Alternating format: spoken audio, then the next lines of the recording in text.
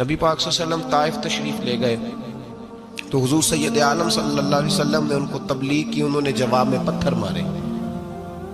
حضور کو لہو لہان کر دیا، حضور واپس تشریف لائے۔ حضرت زید بن حارثہ رضی اللہ تعالیٰ عنہ ساتھ تھے، کہتے ہیں جب واپس آئے تو اللہ پاک نے حضرت جبریل امین کو بھیجا، کہا میرے محبوب سے جا کے پوچھو کہ حبیب اگر تو کہتا ہے نا تو میں ان کو دو پہاڑیوں کے بیچ رکھ کے مسل دیتا ہوں، دو پہاڑیوں کے درمیان رکھ کے پیس دیتا ہوں، تباہ کر دیتا ہوں ساری بستی طائف کی، اگر تو کہتا ہے مسل دیتا ہوں ساری بستی، تو اگر کہتا ہے تو۔